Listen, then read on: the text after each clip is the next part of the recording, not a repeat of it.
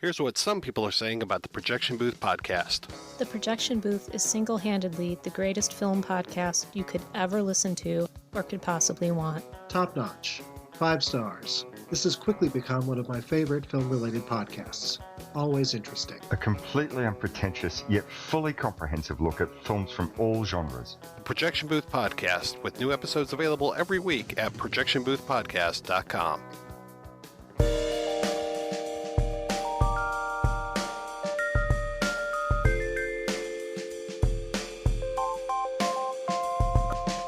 You are listening to the In the Mouth of Dorkness podcast. Here are Lisa and Darren. Welcome to another edition of the ITMOD podcast. Joining me is Lisa Gullickson, wife Dork, and I'm your host Darren Smith, the Disco Dork, and welcome to the interview cast with Jill Sixx, Gevargizian. I apologize as Lisa Gullickson is not actually a part of the intro, but fear not, she is in the interview. She does take part in that, which is the most important thing. I had to re-record our intro impromptu, because of some technical difficulties, but she is a part of the conversation, and it's a great conversation as we are interviewing Jill Sixx. Jill Sixx is an independent filmmaker. She has done some notable short films, short films like Grammy, Call Girl, and most recently The Stylist. Now, The Stylist has been making festival rounds and garnering a lot of attention, rightfully so. It's a really good short film. We got to see it, Lisa and myself, and Brad. I believe Brad was there at Psycho Cinema. We got to see it at Psychorama, which was a film festival that Psycho Cinema out at the Alamo Draft House in Winchester. They put on not too long ago. And The Stylist was within a block of short films that screened there. And I got to say, and I'm not just saying this because we have her on the podcast, but that short film was the one that stuck out to me the most. Most short films, especially horror short films, they have your familiar setup and payoff, and there's a twist at the end, or the end is punctuated by a clever kill or a jump scare or a scare or something like that. Whereas The Stylist ends on a surprisingly emotional beat, and it was something that stuck with me ever since I saw it. And so, since then I became a fan of the filmmaker and also the actress who plays Claire in the short film. Her name is Najara Townsend. She's also starring in the film Contracted, which is a really good and creepy horror film. So check that out if you haven't seen it. If you haven't seen Stylist, it's streaming now on Shudder, which is the horror version of Netflix. And so if you can check it out, I highly recommend it. Anyway, we got Jill Sixx on the podcast. I'm so excited to talk to her. She's a very cool person, nice and laid back and generous with her time. And we talk about all things ranging from her, beginnings in Kansas City, where she's based out of. It's where she works. And also as a hairdresser. We talk about things from that, ranging from that to, her just, casually sipping wine in Tim Leake's wine cellar with Park Chan Wook, whatever, no big deal. So, yeah, I can't wait for you all to hear this interview because it was really fun recording it and chatting with her. So without further ado, here's wife Dork, myself, and the one and only Jill Sixx. Hello. Hello. We are so excited to talk to you. We first encountered your film, The Stylist, at a film festival at the Alamo Draft House, Winchester, as part of their Psychorama, Psycho Cinema weekend. So we spent 3 solid days watching nothing but horror, and myself getting really scared and crawling up the walls because I am a coward. And we saw a suite of short films, and your film, The Stylist, really stood out. Just aesthetically stunning, conceptually just really crazy and creepy. And we are just really excited to get to talk to you about what it's like to be a filmmaker in Kansas City and the community that you have drawn around yourself to make wonderful films like The Stylist and the other things we have seen on your sixtape.com website. So thank you. Thank you. We saw today that you're actually, you were listening to some of the commentary that's being taped for your Blu-ray that's coming out in June. What has that process been like, getting your film on a Blu-ray? it has been a lot. It's a lot more than you think that needs to be done. Because I'm distributing it myself through Six Tape Productions, and I've had Najara, our lead actress, self-produce it, and John, my editor, is authoring the whole thing and designing the insert, the menus, everything. It's just so many little decisions to make. And the scariest part is the upfront money I'm going to have to spend to order, a couple hundred of these things. But we've been working on it for a few months, and we have 4 commentaries recorded for it. Awesome. I even have Call Girl, my first short, on there as a special feature. That's right. And yeah, I definitely wanted to put this one out in a hard copy, and I never did anything with the Call Girl, so I thought this was a perfect way to sneak it on the disc and make this more worth, buying. Mm-hmm. It kind of can feel silly to put a short on a disc, but I want to do something with it. I also owe like 20 of them to my Kickstarter people, so I might as well make, a few more while I'm at it, I figure. Well, absolutely. And also it's like something that you can travel with. And I see that you've been growing your six tape productions. You've now brought on Najara as one of your producers. And I'm just wondering, what do you have pinned on your vision board right now for Six Tape Productions? Like, what are some of your short-term goals? And then what are some of your longer-term ultimate vision board visions for it? I love that you describe it as a vision board. I actually need one of those. They're so cheap. You just need a dream and a printer. I just will write things on a piece of paper and really tape it to my wall. I think that counts. I know you're low budge. So maybe Mod Podge is out of the budget, but tape can totally be there. So what about it? Well, I actually just recently asked Najara if she wanted to become officially a part of Six Tape because she, like I said, she's helping produce the Blu-ray financially, and she's helping produce.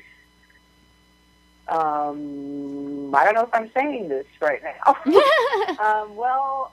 Secret things. Okay, so short-term goals. I'm planning on directing and producing a new short, that will come out within the year. And then long-term is to get a feature moving this year, which even best case scenario, those take a few years to make and get out. Mm-hmm. So that's why I want to make shorts still in the meantime and keep practicing. But yeah, and this isn't technically a Six Tape Productions, but I'm producing on a short film that's directed by Brian Lanano, BFF Girls. Oh, yeah. Oh, my goodness. So I've, of course, been poking around your Six Tape Productions, and I was going to ask you about that because it looks absolutely nutty.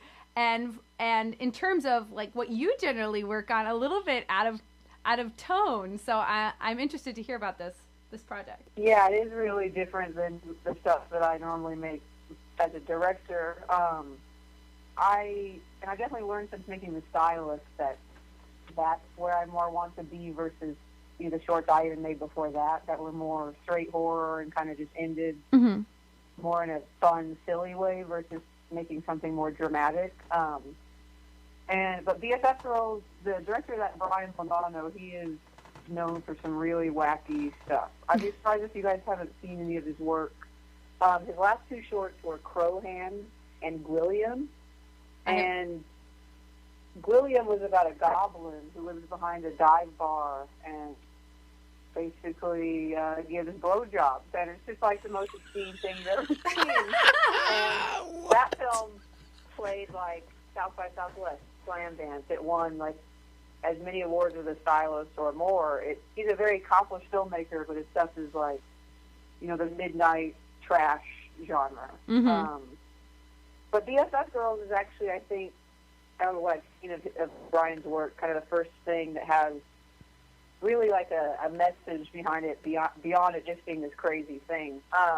It's about these 3 American preteen girls who are obsessed with everything Japanese, and they actually magically transform into superheroes and literally into Japanese superheroes. Yeah, it looks like completely. It reminds me of it's like a marriage of like Sailor Moon and House. Exactly. It's actually extremely inspired by House, the film, and Sailor Moon and Power Rangers. Yeah. And the girls are, it's very much dealing with these girls and going through like puberty and starting their periods. The whole movie is about periods, and ultimately I believe that the message is that they shouldn't be taboo and we shouldn't think they're gross anymore. Like, that shouldn't be a thing anymore. But we're doing that by making this really gross, insane movie, you know, with tons of blood and periods. So it sounds crazy. It sounds a lot more fun than Are You There, God? It's Me, Margaret, which we all had to read. Did you have to read that? I'm imagining. Brian and his wife wrote it together, so it's very female-centric, and it's not just coming from I've seen a lot of period horror films, especially short films, made by men that, sorry to anyone out there that I'm dissing right now, but they come across very immature, and I feel like the thought behind it was, let's make a period movie. That'll be funny and gross. And that's totally not. This is a very, thought out idea that is, done in a respectful way. We are worried about, people getting the wrong idea before they see this film, but I think once anyone sees this, it's just, I burst out laughing every time I read the script. It's just insane. Well, I'm glad somebody's finally giving the period the twisty gravitas that it deserves. So, it's not like the stuff I necessarily do as a director, but I think that's why I'm interested in it as a producer, because it involves so many things I've never been part of, like a lot of green screen, a lot of crazy effects. But, we're doing a lot of the stuff the old school way, like the way they would have done it on the show Power Rangers versus doing it like CGI. Yeah. So our effects are gonna look like super cheesy and old, but it's on purpose and well done. That sounds adorable. I'm just excited to see this. Oh, it's gonna be awesome. So, Jill, with you being a producer on this project, how is your experience different from when you were wearing all the hats on your own project, like the Stylist and Call Girl? I like it a lot because I like the producing side, because it's a lot of just, organizing and that type of work. Right. And I feel like I'm good at that stuff, and I don't feel, I work with producers when I'm directing that I feel like I'll feel like possessive over what I'm doing, and I feel like they're trying to change it or take it or do something, change it to what they want. And I'm a huge control freak with my own work, but I don't find myself, I'm proud to find that I don't feel that way about while producing his work. I'm not trying to push anything. Because I admire him so much. But especially because I'm far away, everyone's in Atlanta, that's where we're shooting it. I've been doing a lot of emailing, running the social media, organizing meetings that I'm not even at for everybody. And lots of that kind of stuff. Well, that's interesting. So you're a producer on the film, but you're not actually. Are you going to spend days on set? Are you actually going to go out there to the location, or are you just doing everything remotely? Yeah, I am going to go to the shoot. I'm going to go down to Atlanta for a week and a half at the end of May. So I'm really excited about that. That's cool. I love being on set. Even if they didn't want me there or need me, I'd be like, I'd probably still want to go. Yeah. Well, I love it's the most fun part. So, to just go back a little bit into your background, I see a real emphasis on creating a community of creative people, and it started with your founding of the Slaughter Movie House in Kansas City, Missouri. And when you started that, were you planning on spinning that into becoming a director and making your own films, or did you know what that was going to grow into for you?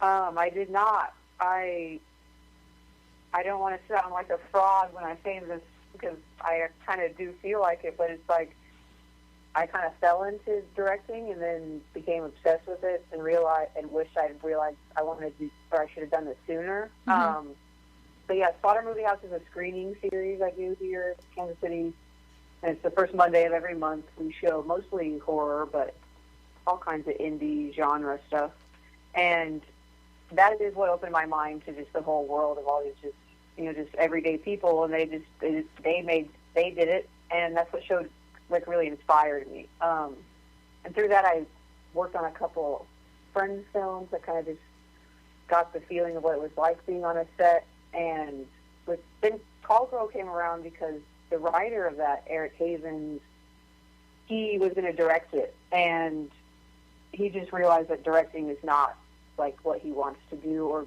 or be, and he just wants to write. So after a while, I got the courage to just ask him if I could try to do it, not having any idea what that even really meant at the time, and it just kept going. Once I made one, I was just obsessed with it. It's only been a few years that I've been making films. Right. Like 3 or 4. But I mean, that must have taken a tremendous amount of trust on Eric's part. But he got to know you through this community. So what do you think in Kansas City, what is the art and filmmaking community like? We're all pretty tight, especially the film people, and I feel like even more so the genre fans. Right. Like meaning horror, thriller, fantasy, all that science fiction. We just through doing Slaughter, I've kind of just made this group of friends I didn't know existed, and I've always wanted to make that a place that like anyone could feel like they could come by themselves and like have friends when they get there. And like because a lot of horror fans, we're all like really dorky, weird, socially anxious freaks. So I want everyone to feel like welcome. Right. And then about the community in general, I think it's so important to be a part of it. Like you can't expect to be supported as an artist if you're not supporting everyone else. I do see that also as a film consumer. We tend to cluster in groups. We have a film club here in Northern Virginia at our Alamo called the Secret Society of Film Masons. And then, of course, there's Psycho Cinema and all that stuff. And I've noticed in my observations and wanderings that there are really 2 types of horror fans. There's like the horror fans that are like desensitized to the violence, so they have to keep upping it and upping it and upping it. And there's like the horror fans that are just more empathetic, and they just want to have their heartstrings pulled almost, and to hear a tragic story. And I feel like your films, they really appeal to that more empathetic horror fan who really like just wants to experience something profoundly sad. And I was wondering, do you feel that way? Do you see this divide of horror fans? And do you feel pressure to both tell a tragic story and please those creeps who need to really have their hair raised? It's weird. I don't feel like a divide, but I do know exactly what you mean as far as I feel like there is even a huge amount of horror filmmakers. That's definitely the focus of a lot of the films. It's just how gross can it be or how crazy can it be. And then I hate to say that's why horror has a bad reputation. Mm-hmm. I do love it's like just emotionally devastating films. Mm-hmm. That's my favorite thing. I can see myself making dramas very soon too. Mm-hmm. I like stuff like Requiem for a Dream is the first film that opened my eyes to like this kind of movie that you don't even know what to call that. Like to me it's like horror, drama. Mm-hmm. It's like everything together. Yeah, it'll just squeeze your heart, that film. I love that kind of stuff. Yeah. And I think a lot of horror fans have become really closed-minded and have this like such a surface level of a definition for horror. Like it's almost like if it's not from the victim's point of view, if it's not something like Friday the 13th, they don't even feel like they can call it horror anymore. Right. I think that's weird. And I've talked about this a lot recently. I have a theory that once a film is respected enough, they almost refuse to call it horror anymore, even if it is, because they don't respect the genre, and I hate that. Like a movie like Seven, they won't call horror. Like tons of movies like that, and they completely are. I think that's sad. But I mean, the best horror stories are always the stories that do mix something else in there. For example, I loved one of my favorites on your website is the short film Grammy. I love that one. And I love how it mixes horror and humor. And the Stylist, mixes horror and tragedy. And Call Girl, I probably would say is the most straight up horror of your films. But like, you always like to put a twist on it, and I think that maybe the emphasis is put too much on the peanut butter and not the chocolate of our Reese's cup. I don't know. Good analogy. Thank you.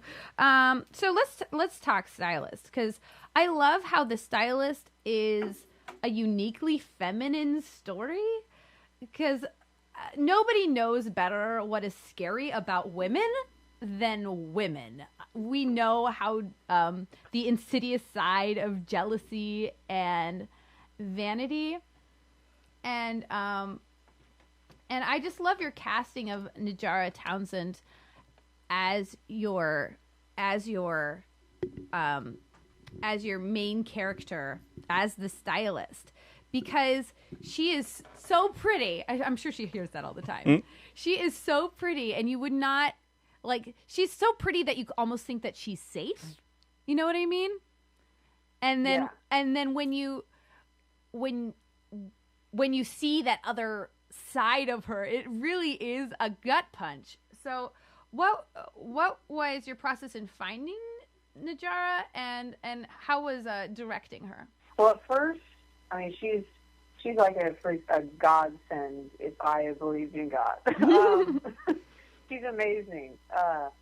At first, I was very stereotypically. I was looking for someone that wasn't so obviously gorgeous like she is. Mm-hmm. Someone a little more weird looking. I know that sounds. I'm not trying to sound right, mean, but I mean she's classically stunning, unique. Right. Well, I think what I like about Najara, she's not like girl next door beautiful. She is very unique looking. Mm-hmm. And she kind of has a classic look to her. But I was first looking for someone with a not traditionally beautiful look, and then I don't know where I was in the process, and I think I just kept thinking about her in the back of my mind, mm-hmm. maybe trying to reach out to her. And I knew Eric England, the director of Contracted.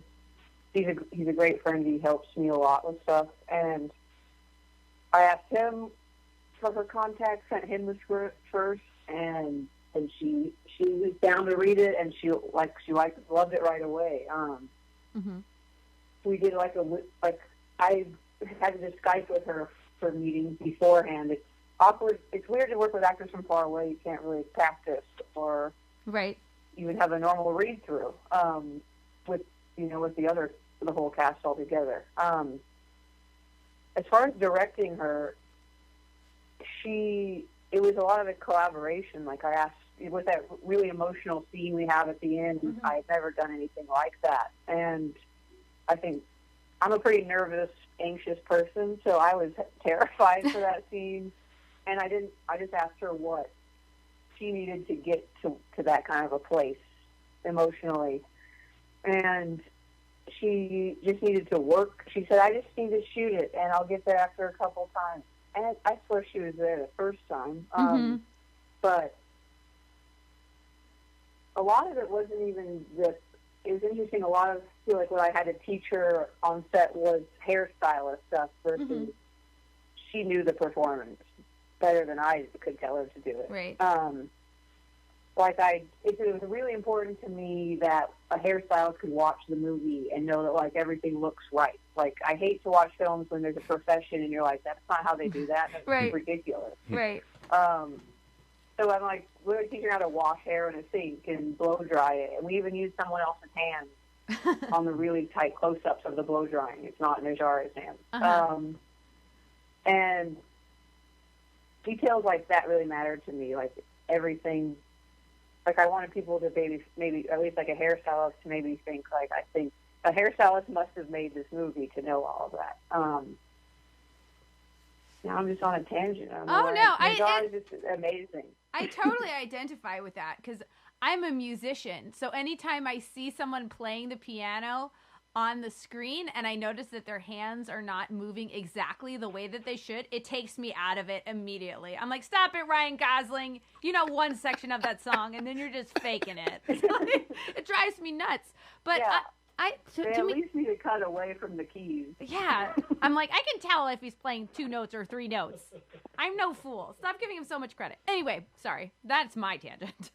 But I think that you being a hairdresser gives you a unique insight into storytelling because you really do see every type of woman, every type of person.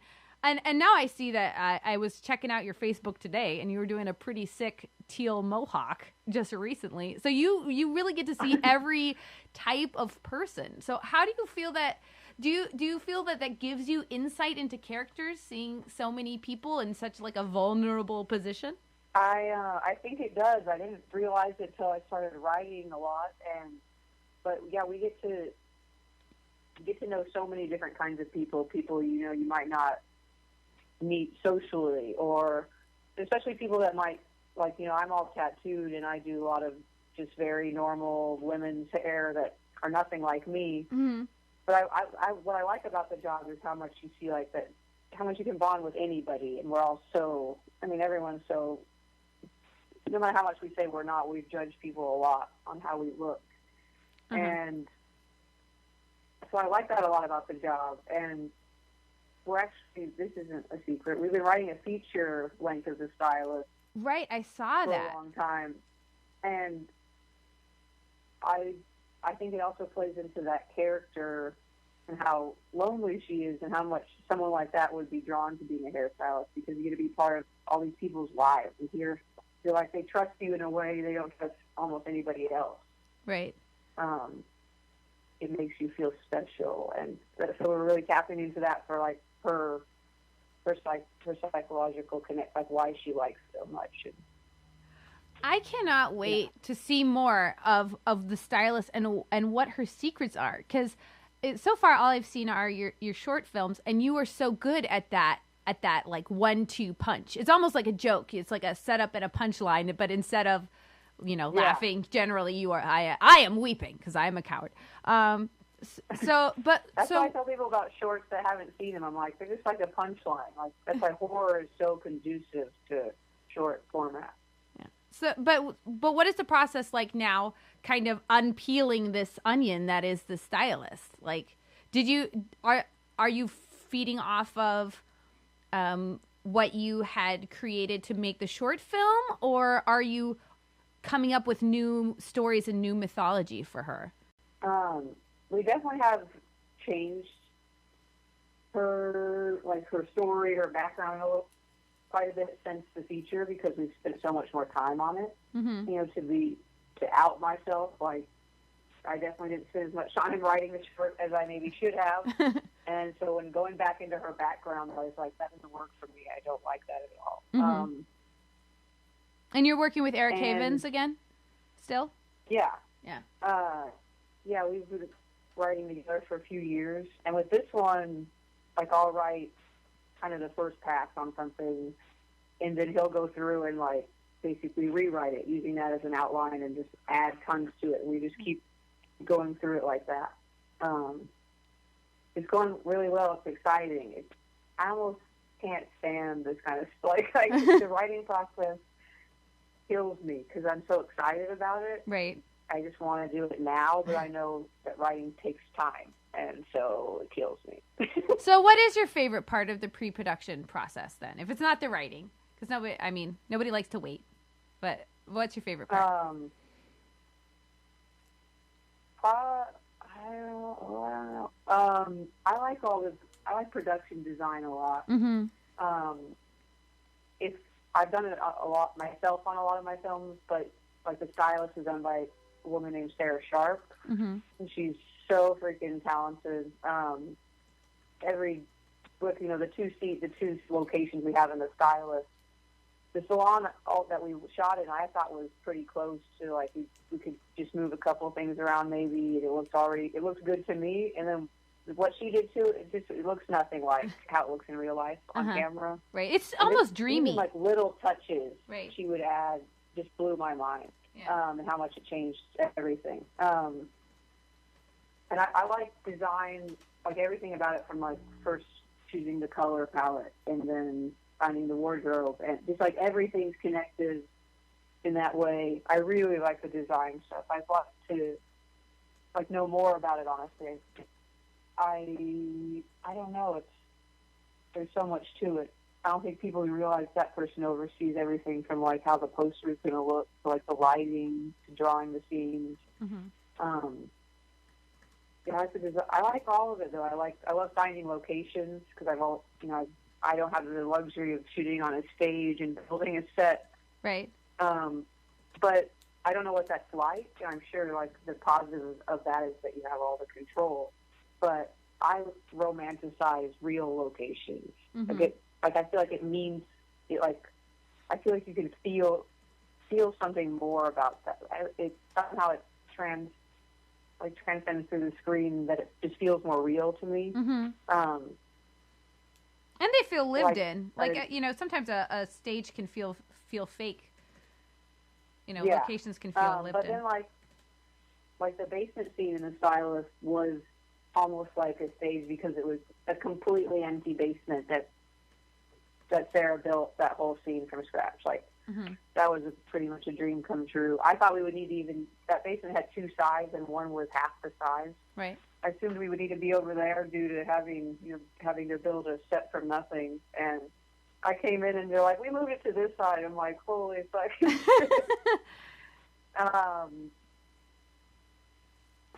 All of it's really exciting.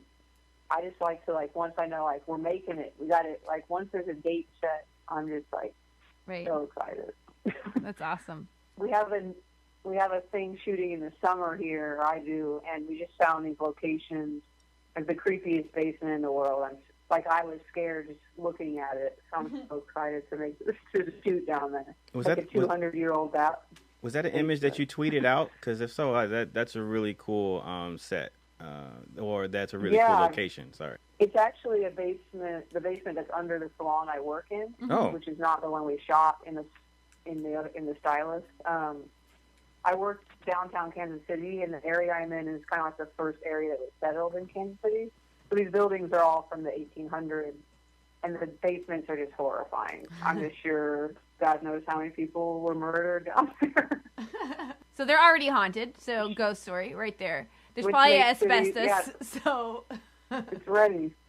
I was listening to several podcasts recently in preparation for this interview, and you said something that on multiple occasions that I found extremely interesting, and I kind of latched onto it. And you described your attraction to the tragic and sympathetic horror villains like Candyman and the character from Maniac, and you spoke about how that appealed to you, being able to see something beneath the surface and find some type of connection or maybe sympathize in some way. And I thought that was very interesting because I found that out about you recently. But I saw the Stylist, like Lisa mentioned a couple of months ago, maybe it was last year at the film festival, and the other shorts that bookended the Stylist, they were your traditional, like you said, your 1-2 punch, your setup and your payoff, or the twist or the kill. But then the Stylist, to me, was something different. It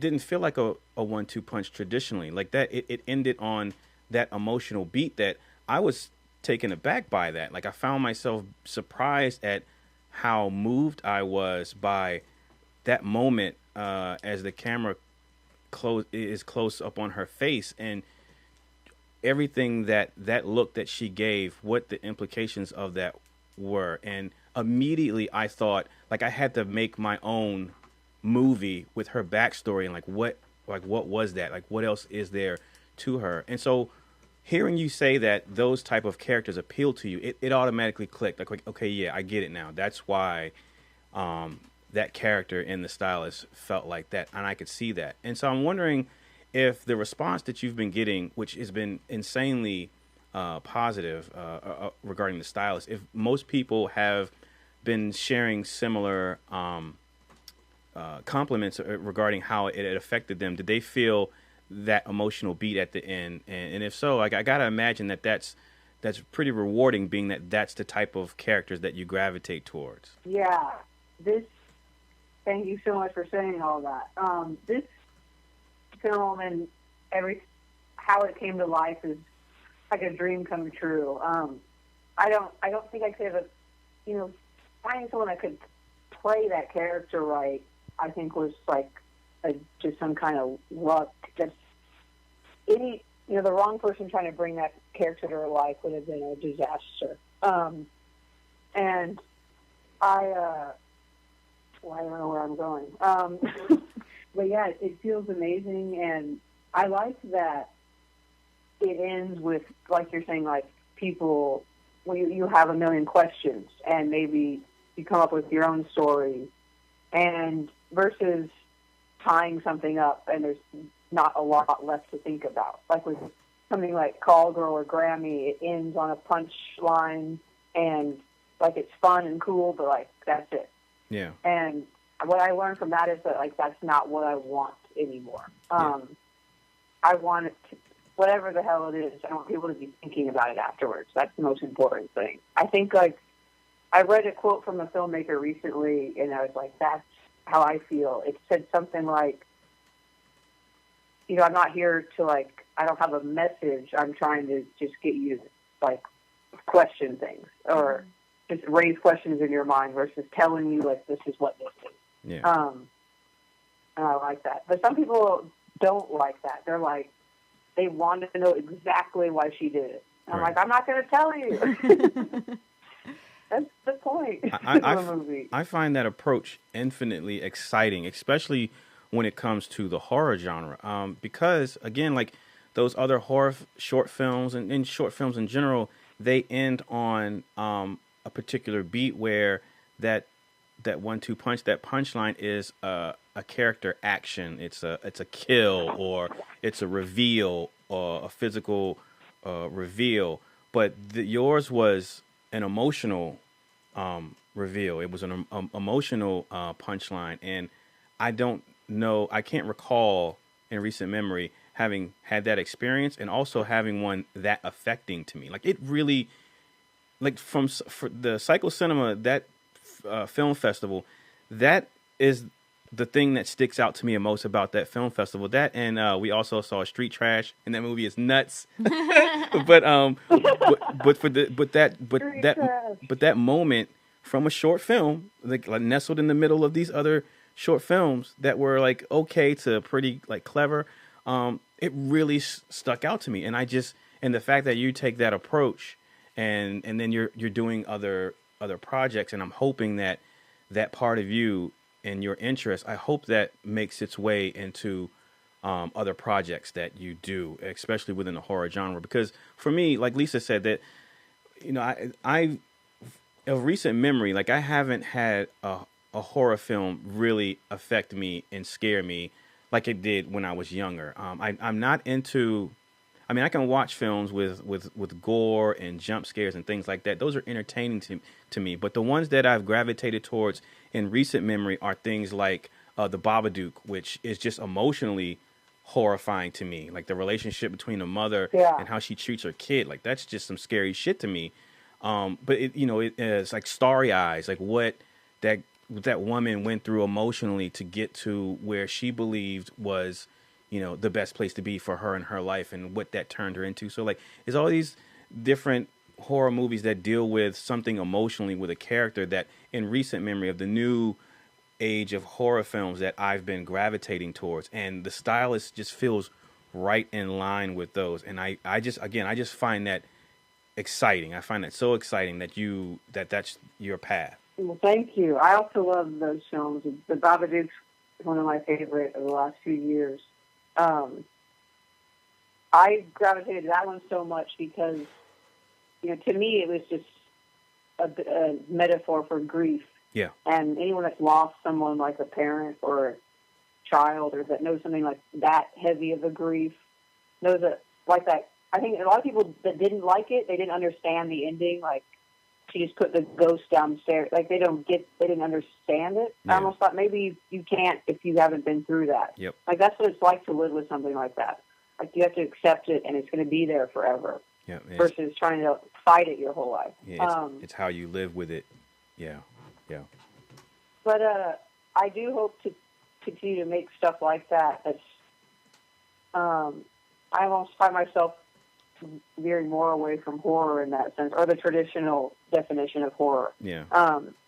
Like the next short I'm making is really just straight a thriller, and it also doesn't wrap up at the end into a little bow. So Yeah. I'm hoping it creates that kind of reaction as well.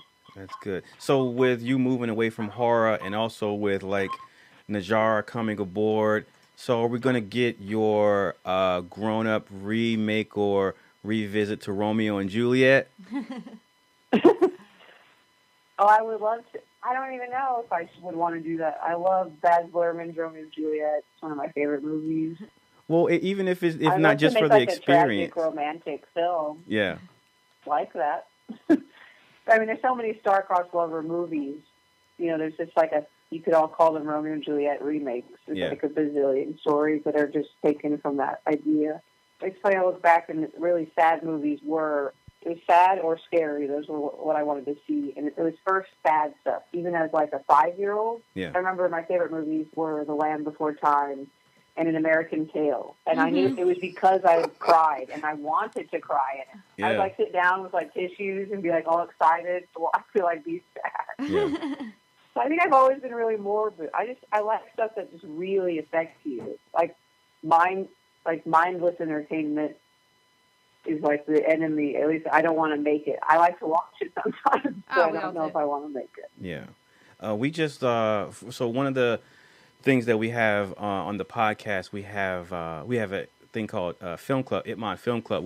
One of the dorks will choose a title, and then we'll give the listeners about a month to catch up on that title, and then we'll discuss it in an episode, and users submit comments and things like that, and we have a discussion that's really based around the conversation on social media. And one of the most recent ones we had was Old Boy, and Park Chan Wook's film. And in preparation for that, I also watched Sympathy for Mr. Vengeance.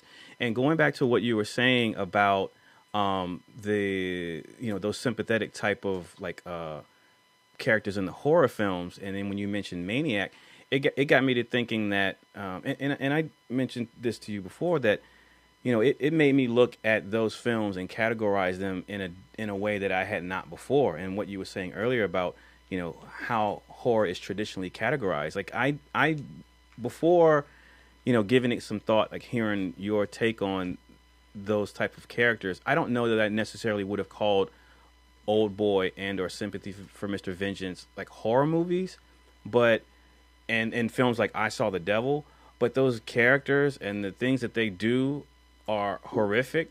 They murder people, but they're also at the same time emotionally, for me, there's something that I connect to and feel for and empathize with them that make those films so tragic to me. And so now, because of looking at it from your perspective, and after hearing you in those interviews, like I'm starting to look at more and more films that we normally or traditionally wouldn't classify as horror, and saying that those can qualify.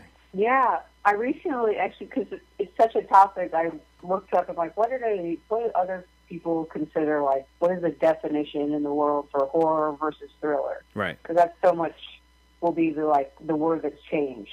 Yeah. And really, they consider horror if it has anything that's like grotesque. If you basically show gore at all, and right. It's like there's a million movies they don't call horror. That's why I think that, like I Saw the Devil or Seven. Like Seven's full of graphic, insane stuff. Right. Mm-hmm. I think it's like the perspective that people thought like throws them off. Like it's not just some kids we don't care about getting killed by a totally anonymous monster. Right.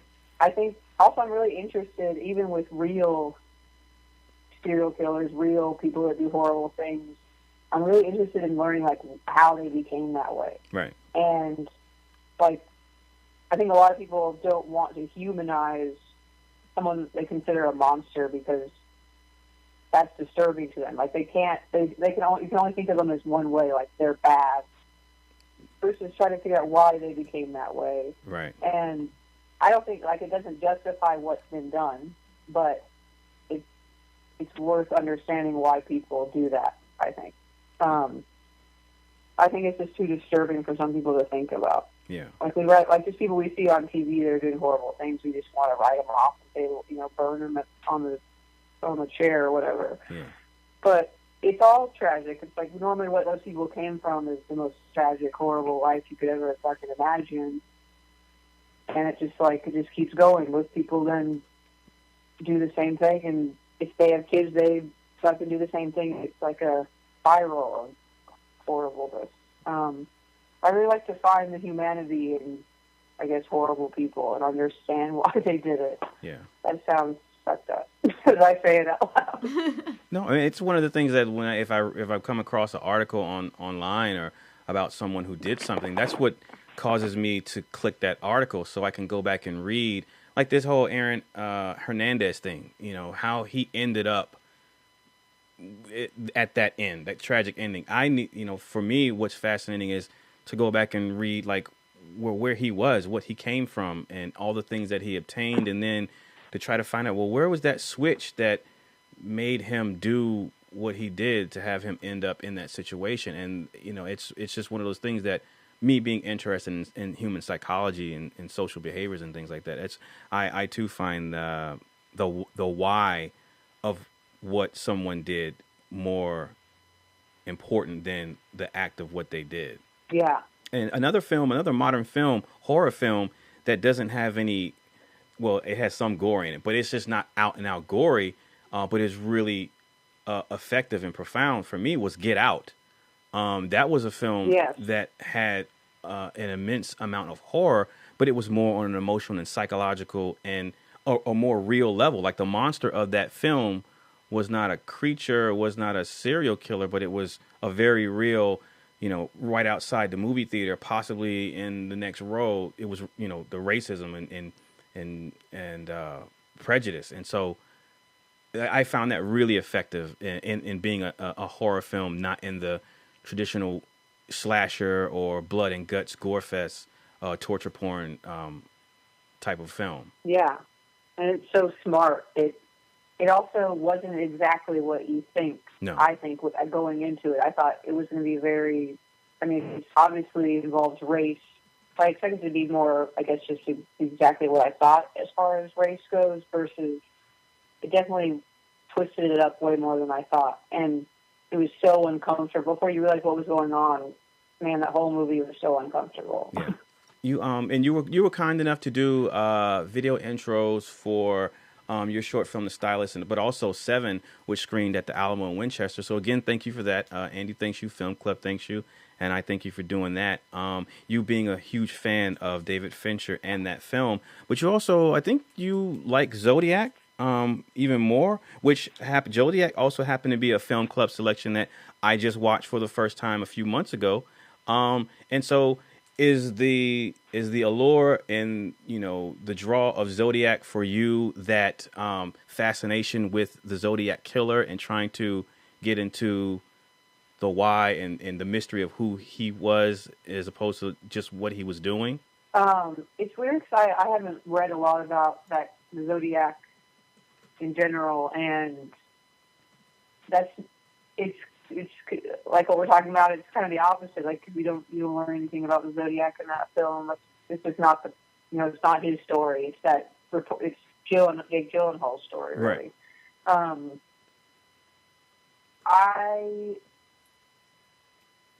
It's really why I like it. It has nothing to do with the Zodiac killer at all. Yeah. I think it's just a beautiful film. The color in that film is unreal. There's yellow in every single shot in somewhere. There's a chair or somebody's shirt.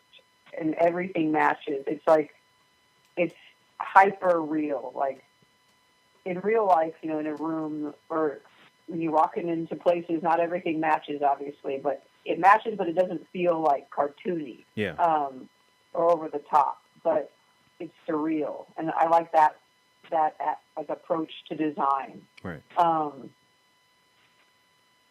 Like I've watched videos where they dissect that film, and there's a point where everything that was yellow is blue from then on, and that represents this huge time change. And that, like, the only one left that cares about Zodiac at that point is Jake's character. Right. Everyone else has moved on in the world, and so everything's turned blue, and even everything else is more drab and darker. Yeah.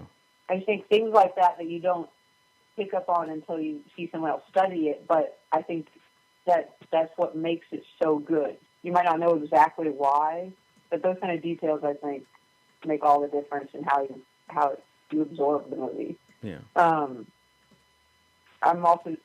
David Fincher, I think, with his cinematography and design and color, is like some of the greatest. Yeah. And then Jake Gyllenhaal is one of my favorite actors. So that movie, I only saw it a few years ago, right before we shot The Stylist.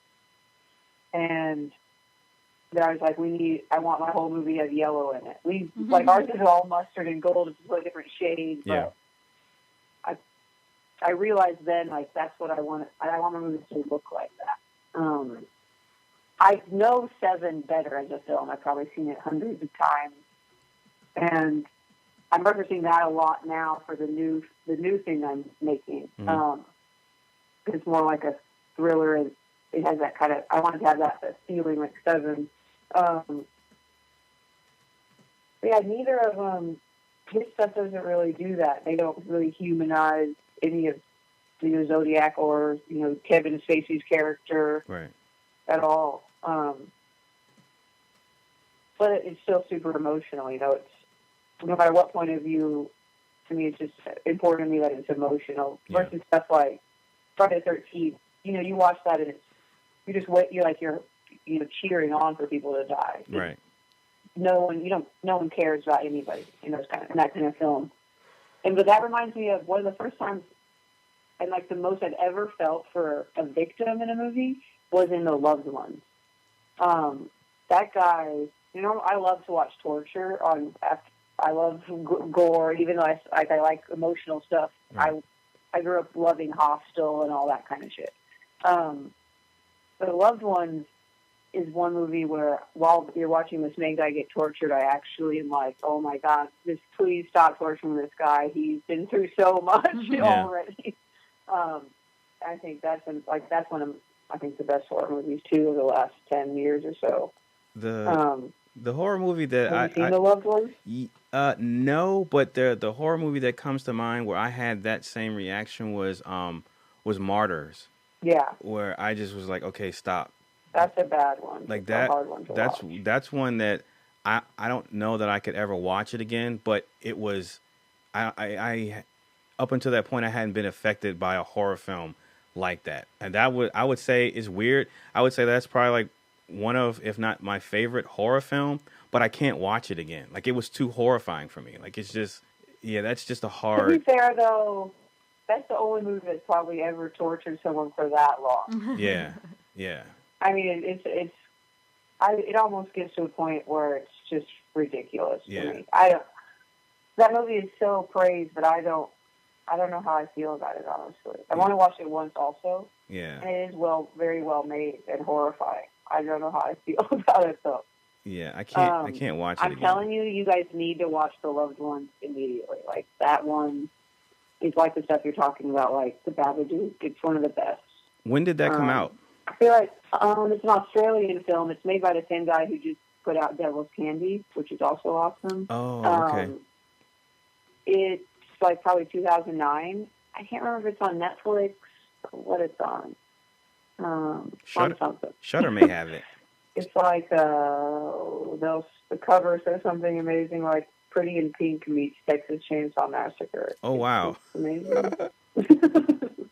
So this thing that you're working on, this short, Are you going to have something ready for Fantastic Fest this year? No, like all those festivals, you're submitting now if you're trying to get into that stuff. Gotcha. Okay. Most deadlines are 2-3 months before the fest, so everything like BFF Girls and this new short I'm directing won't be out till 2018. Oh man. Because we'll both be in post production for a few months after we shoot. Yeah. I mean, I spend like 5-6 months in post. Yeah. So we won't be done until the beginning of next year. Well, hopefully you'll have something for the following year. Because so this interview is everything's come full circle for me. So I see your short at Psycho Cinema, and then I go to Fantastic Fest, and you and Najar were there, correct? Why did we meet? Well, see, here's the thing. I saw you and her there, right? I recognized her because I hadn't seen a picture of you yet. So I saw her and I go, I know that lady. She was in The Stylist and another movie, but I couldn't put my finger on, which was Contracted. So anyway, fast forward, like earlier this year, when I first reached out to you, I saw your picture and I go, oh shit, she directed Stylist. I love The Stylist. Oh shit, I saw her at Fantastic Fest. I could have met her. And so I fell in love with The Stylist. I see you, didn't get to say hi, but now I'm actually having a conversation with you, and I get to tell you how much I loved your short film and how affecting it was for me. So yeah, this is just everything's come full circle for me. Are you going back to Fantastic this year? I have to. I can't. Last year was my first time, and now it's one of those things where if I skip a year, I don't know how I'll make it through those 7 or 8 days while knowing it's going on and I'm not there. It was the most amazing experience I've ever had as a film. Yeah, I'm thinking about going. You should. I'm thinking about going just for fun because it's that amazing. It really is. And it's good just to be there and network a little bit, even though I don't have anything out this year. But going as a fan is expensive, so I don't know. I know, but it's so worth it. It's so worth it. Totally. Well, if you do go, I hope I get to see you there. And again, next year, I hope you have something to bring to show everyone. Because I unfortunately I didn't get to go to see the shorts screened at Fantastic Fest. But from what I understand, like the Stylist was very well received there. Najar, she even got like a mention or an award, if I'm not mistaken. Yeah, she got a jury mention for best acting in our short film block, which they just do like 3, so one's horror, one's like fantastic stuff, and then one that's just super random weird stuff they throw into a program. Well, she deserves it. That was a huge honor, and I had no idea. I was actually told they weren't going to do the awards like there. They were just going to be announced later online. And so I am outside. I'll out myself. I'm outside smoking weed. And my friend Heather Buckley, I love her. Shout out to Heather. She texts me, your girl just won an award. I was like, shut the fuck up. And I run inside. And I'm like, it's a packed room. And they're like, I just at least wanted to like say thanks on behalf of her. She was there the first half. I stayed for the whole thing. Yeah. And it was super cool. But yeah, so that's how I found out. And I run in and like we got a mug. It's fantastic. But it's like the coolest thing ever. It is. Really just like years before getting in, I dreamed of just like attending that festival. Right. And then we didn't get in with Call Girl, which isn't surprising. And then when we got in with the Stylist, I lost my fucking mind. We found out maybe only like 3-4 weeks before the festival. Yeah. They really wait to the last minute to tell you. And that one and Fantasia in Montreal are like dream, like goals in my life. Yeah. And I feel like if you attend those as a filmmaker, it will change your life. Yeah. At least like your path in your career. Yeah, that Fantastic Fest is. I actually got to drink wine in Tim Lee, the guy who owns all the Alamo Draft House. Yeah. In his wine cellar with director PARK and Chan Wook Park. What? And it was just what? Like, are you serious? I didn't say anything. I don't think. like he had a luncheon for all the filmmakers, and people were going in and out of his house, and we're like, we knew that director Park was there, and we're like, where is he? We gotta find him. And he doesn't speak any English at all. He has a translator. Yeah. And so we see people going up and down the stairs, and we're trying to figure out what's going on. And a lady's like, hey, you guys want to come downstairs and have a drink with Director Park? And we're like, yes, we do. What? And just followed her down. There's maybe like 8 people in this like super fancy wine cellar he has. And we just all had like shared a drink together. And we're just laughing. Like, I can't even like, I don't feel like I can even say, like, you know, out what an honor it is to meet him because he doesn't speak English. Yeah. So it's just this weird, surreal moment. Dude, that's awesome. I also knew I couldn't take any, like, be that guy who took a picture or tried to smoothly take a picture. No matter how bad I wanted to. Yeah. Oh, man. Wow. That is awesome. Well, shit. Like, if nothing else ever happened, Jill, like, you drank wine with fucking Park Chan Wook. What? That's amazing. I'm done now, I guess. Oh man. So in wrapping up, I want to ask you, your career has really is just begun. I mean, I'm excited for what you bring not only to the horror genre, but what you're going to potentially bring to just narrative storytelling in general. But even with you just starting out and all of your accomplishments and success up to this point, what has been the moment that for you that kind of solidifies you saying, yep, this is what I want to do when I wake up in the morning.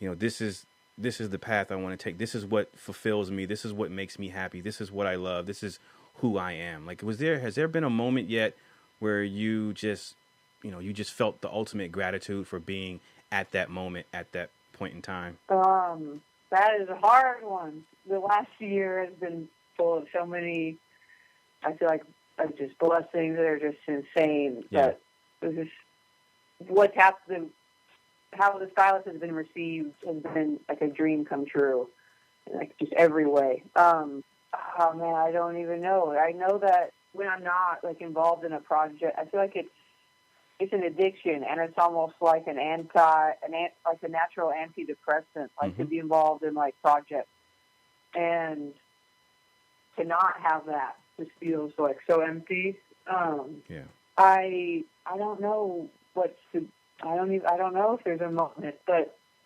it was a really special. We got to premiere the film in LA at a Syria film night last June. Yeah, and they only select like a one night showcase, and only like 3 of those are horror films out of 9 short films. And most of the team is based in Kansas City and Chicago and Wisconsin, and just majority in LA. And we had 12 of us out there for the world premiere from out here, and it was just such a special thing. And I think that's one thing that's really special about filmmaking is that it takes this huge group of people to make it. It's not something that can be done alone. Yeah. And finding all those people that work when you work together so well is just so special. It really is like a family. You have to get along as well as a family and be able to, talk about, critique each other and not take it personally. And I'm just on a total range. No, it's okay. I don't know where I'm going. I just think what you're doing is just so awesome. The idea that, you're doing hair, and I see that you're working right now on a music video for Alicia's solo. And I in preparation, I listened to her music. It's kind of Seattle grungy, but it's got like an 80s thing to it, which is really cool. I just see you as this like total superhero, hairstylist by day, filmmaker by night, just making your fucking dreams come true. And it's really awesome. It's an inspiration. Well, thank you. It's the hardest part is figuring out how to do it, continuing to do it, and the money it takes to produce all this crap, or find people a whole group that's passionate enough to want to do it without having a budget. Yeah. I've recently teamed up with a couple of guys and their company is called Method Media, and we made a music video in December together for a band called Janky. And then we're doing the one for Alicia. We're shooting next week, and they're helping me on my new short. And yeah, it's just all about finding these people, but it is really hard to balance all this stuff. I hope to be able to move to filmmaking full time, like, maybe 5 years, but I don't know how the hell you make money doing this. I mean, it costs so much. I have to spend so much money to do it. Yeah. I can't even imagine making money. It's insane. I mean, to out myself on another thing, like I moved home with my mother a few years ago. That's how I afford this stuff. Like I spend almost all of my my hair, like all the money I make doing hair is invested into my films, pretty much. So at one point, I'm going to have to get my shit together and make money. Well, it's not called starving artist because, it's convenience. Yeah. Well, I want to thank you again, Jill, for taking the time out of your schedule and your life to talk with us, to stop by the podcast and talk with us. I'm so glad that you were able to do that, and I'm glad we had the opportunity to have this conversation with you. So thank you so much. Is there anything? Thank you for having me. Is there anything that we can plug for you? Your social media, any projects that you're working on, any Kickstarter-y kinds of things that you'd like to plug? Yeah, please follow my production company, Sixx Tape. It's on Facebook and Twitter. 2 X's. So that's from my boy, Mickey Sixx. And then, follow BFF Girls. We're on everything also. And then you can find me at Jill Sixx. And go to her website, sixtape, yes. sixx.com, because it is amazing. You can, you can't watch Stylist because you got to be on, what's it called? Shudder. You got to be on Shudder to do it's that. It's on Shudder. Yeah, but you can watch but soon Grammy. We'll be selling it. You can watch Call Girl, and you can watch the promo for BFF Girls, and I recommend all that shit. It's wonderful. A real playground you have created. I do want to give one shout out. I just recently had that website completely redone by my friend Matt, who works at, I'm not even sure how to pronounce this company, Suzy. But he's amazing, and everyone should hire him if you need a new website. He's also been helping me manage it. Just throw stuff up there every time we need to fix something. There's so many things to do. I never want to ask for help, but he offered to help. And he's actually a client of mine. I've been cutting his hair for years. So we're all awesome. Connected. It's awesome. So beautiful. It goes back to the theme of community, and art is made by people, and more often than not, lots of people. And the level of trust and companionship to make the things that you've made is just awesome. Thank you.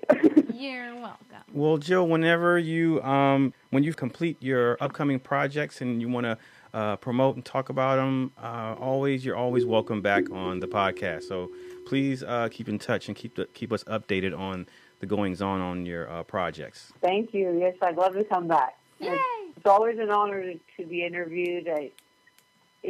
You don't have to say to me, people like you make me look like I'm doing something cool. I always get scared to listen to them back, though, because I don't like to hear myself talk. Hopefully other people don't hate it. Lucky for you, we love to hear you talk. Yeah. So. Oh, thank you. All right, Jill. Well, we'll let you go. So, again, thank you so much, and I wish you much continued success. Thank you. All righty. You guys too. Thanks. So there you have it, ladies and gentlemen. Jill Sixx. What did I tell you? A really cool person and fun interview. Thanks again for stopping by, Jill. Thank you, Lisa, for helping facilitate the interview. And thank you all for listening. Like she said, you can follow her on Twitter at Jill Sixx with 2 X's. Also follow her at Sixx Tape. That's 2 X's and 6. Tape, T-A-P-E. Also follow Slaughter M House. And follow at the Stylist Film. And again, you can check that out on Shudder.